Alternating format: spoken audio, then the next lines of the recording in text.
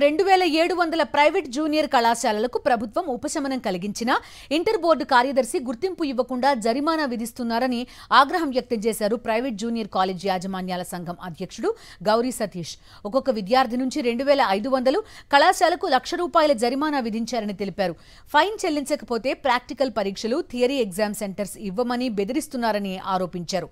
పేద విద్యార్థులు చాలా మంది ఇబ్బంది పడుతున్నారని గౌరీ సతీష్ ఆవేదన వ్యక్తం చేశారు. కార్పొరేట్ కళాశాలలకు ఒక నిర్ణయం, తమకు ఒక నిర్ణయమా అని ప్రశ్నిస్తున్నారు.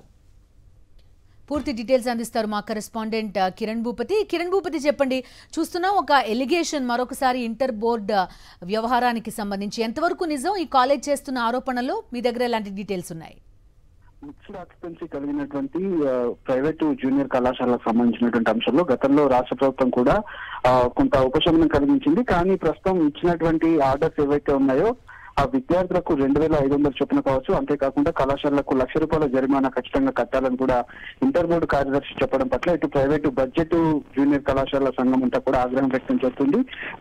ఈ నెల ఏదైతే ఫిబ్రవరి నుంచి ఉన్నటువంటి ప్రాక్టికల్ ఎగ్జామ్స్ ఏవైతే ఉన్నాయో అవన్నీ కూడా సెంటర్లు మేము ఇవ్వలేము, ఖచ్చితంగా థియరీ పరీక్షలకు కూడా సెంటర్ ఇవ్వలేమంటూ కూడా ఒక అల్టిమేటం అయితే ఇటు ఇంటర్ బోర్డుకు చెప్పడం జరిగింది. పూర్తిగా వాళ్ళంతా కూడా దీనికి ఖచ్చితంగా ఇప్పుడు పరీక్షల సందర్భంలో విద్యార్థులు ఏ విధంగా పరీక్షల ఫీజులు కడతారు, మేము కూడా ఉన్నటువంటి స్కాలర్షిప్లు, పెండింగ్ స్కాలర్షిప్ ఇప్పటి వరకు రాక ఇబ్బందులు పడుతున్నాం కాబట్టి ఇవన్నీ కూడా వచ్చే విద్యా సంవత్సరానికి ఏమైనా అనుమతులు కనుక ఉంటే ఖచ్చితంగా అప్పుడు చూసుకుందాం, కానీ ప్రస్తుతానికైతే విద్యార్థుల జీవితాలతో చెలగాటం ఆడటంటూ కూడా వాళ్ళంతా అల్టిమేటం జారీ చేశారు. దీనిపైన ఇంటర్ బోర్డు కార్యదర్శి పైన కూడా చాలా అలిగేషన్స్ కూడా చేసినటువంటి నేపథ్యంలో రాష్ట్ర ప్రభుత్వం మానవతా దృక్పథంతో చేసినటువంటి కామెంట్స్ ఏవైతే ఉన్నాయో ఖచ్చితంగా రాబోయేటువంటి రోజుల్లో వారందరికీ భవిష్యత్తు ఉండాలంటే వాళ్ళను కాపాడుకునేటువంటి ప్రయత్నం చేయాలి. కాబట్టి రాష్ట్ర ప్రభుత్వం కావచ్చు, ఇంటర్ బోర్డు కూడా దీనిపైన స్పందించాలని కూడా వాళ్ళంతా కూడా కోరుతున్నారు. దీనిపైన ఇంటర్ బోర్డు ఏ విధంగా స్పందిస్తుందని మాత్రం చూడాలి. Okay Kiran Bhupathi, thank you.